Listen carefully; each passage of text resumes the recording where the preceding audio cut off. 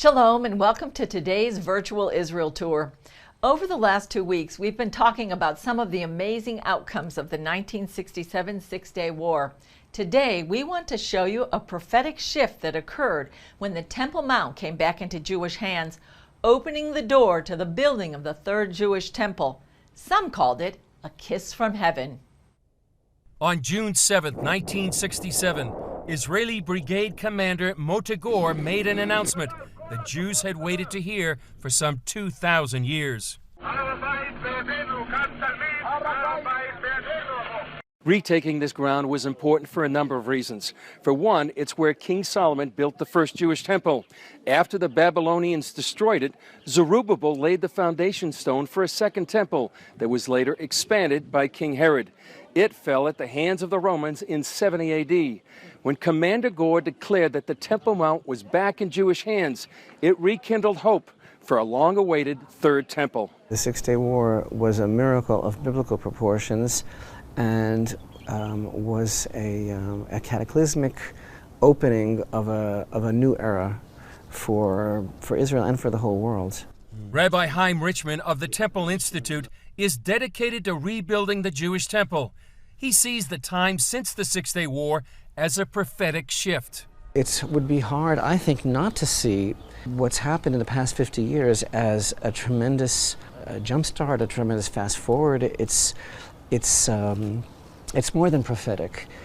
It's like a kiss from heaven, you know, it's like a divine kiss. It's an intimate brush with the reality of God's compassion and love, and He keeps His promises. The Institute shares a key connection to the battle for Jerusalem.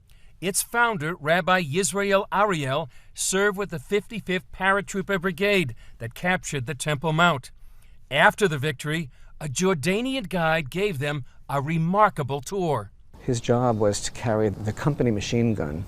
There's a very beautiful photograph of that. He actually, the first night of the liberation of Jerusalem, he was given the task of guarding over the spot of the Dome of the Rock, which of course we believe is the Holy of Holies. The story, though, that he told us is that the soldiers were on the Temple Mount, and it was just like the first hour or so. And they were approached by a Jordanian fellow in Western dress who explained that he was the official tour guide for the Jordanian parliament, and he offered to take the soldiers and show them the sights on the Temple Mount. And he takes the soldiers, you know, the rabbi there, and he says, well, this is exactly where the sanctuary stood. This is where the altar stood, and then this is where the menorah stood. It tells him all these things about the history of the Holy Temple. Finally, the rabbi asked him, why are you telling us all this?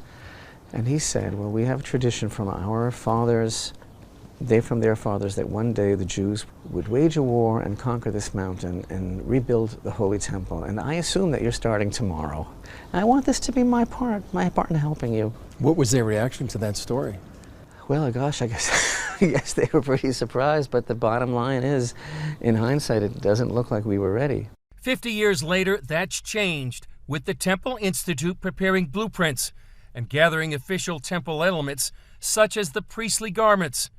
Richman is also dispelling myths about the temple on today's digital loudspeaker, YouTube.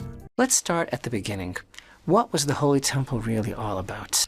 All of this means talk of rebuilding the temple is no longer considered a fringe idea. Today, there is a lobby in the Knesset of how many members of Knesset that are constantly speaking about Jewish rights to pray on the Temple Mount. There are members of Knesset that actually talk about the rebuilding of the Holy Temple. Do you understand that 20 years ago, these people wouldn't have been given a moment on prime time television in Israel to say these things? They would have been laughed out. So a few years ago, this was considered fringe?